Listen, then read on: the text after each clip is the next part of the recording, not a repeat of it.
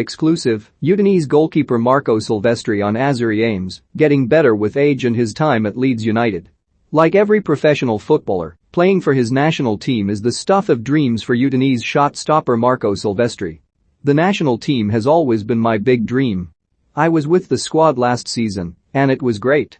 Every time I watch the squad list and every time I hope to see my name, he told 101 great goals. This year, it could become a reality. A Serie A regular first with Hellas Verona and now with Udinese, the 30-year-old has been at the top of his game for the last 18 months and earned his first call-up to the Azzurri national camp in October 2020, although he was not given the opportunity to make his debut. Of course, it is not easy to be an Italian goalkeeper. The gloves have seemingly seamlessly passed from Gianluigi to Gianluigi, Buffon to Donnarumma, with the former still vying for a spot in the Azzurri squad, and the latter having picked up player of the tournament at Euro 2020 after helping Italy beat England in a tense penalty shootout. And while Silvestri is seeing more regular game time than many of his competitors for a spot in Roberto Mancini's squad, he is well aware that having an almost untouchable number one means that there are other factors to consider. "I think playing every week is the best way to show who you are," he admitted. But for the Italian national team, it's not only about this. There are a lot of things for the coaches to think about. Because we have Donnarumma, and he's absolute no point one, the other options can perhaps even be younger goalkeepers. For me, when I play a game I always want to show what I can do, because every game is an opportunity, so I always do my best every game for the national team and for Udinese. Simon Scuffet, 25, and Alex Merritt, 24, are two such younger options, and both goalkeepers have been a part of Roberto Mancini's recent national team squads. Silvestri, however, feels that he is only getting better with age. "I think I have a lot still to improve in my career. You never stop learning and improving your skills, ability, or body, so I have to keep working hard." Among circles of English fans, Silvestri will be remembered for his time spent at Leeds United while the club were under Massimo Cellino's ownership. It is a time he clearly still looks back on with fondness. "I will forever be a Leeds United fan because I love that club," the goalkeeper reveals.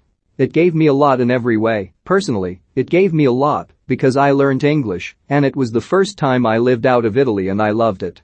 And while he still watches his adopted English side whenever he can, it was a story that came to an end when the Yorkshire side brought Rob Green to Elland Road, leaving Silvestri firmly as second choice, and just 6 appearances were forthcoming in 2016-17, all in the cups. Not one to accept being anything other than number one at club level, Silvestri sought pastures new and completed a move to Hellas Verona the following summer, where he went on to make over 100 appearances before departing in the most recent summer transfer window. Silvestri knows he would be hard-pressed to make such demands on international duty with Gli Azzurri. Donnarumma, despite being in and out of club side Paris Saint-Germain since his move to France from AC Milan in the summer, is still indisputably Mancini's first choice. And the 30-year-old has seen close up just how good his competition is for that jersey and admits that if you are behind Donnarumma in the pecking order then you know why. "When I trained with him, I saw just how good he is," the Castelnuovo Namonti native revealed. "He is a very, very good goalkeeper, absolutely outstanding." So, for Italy, I don't think being second choice is a problem, because just being in the national team is a beautiful thing. Now Udinese shot stopper spent 4 seasons at Hellas Verona before making the move 230 kilometers northeast to his new club in the summer for a fee of £2.25 million. In his 21 outings for his new club this campaign, the Italian has managed 6 clean sheets. It has been quite the transition, however, especially when it comes to his use of the ball to build up play for I Bianconeri. "In Hellas Verona with Ivan Juric, we only went long," Silvestri explained. He didn't want the goalkeeper to take stupid risks, so he didn't like to play out from the back. He preferred to start the play with a long kick and challenge for the second ball in their half.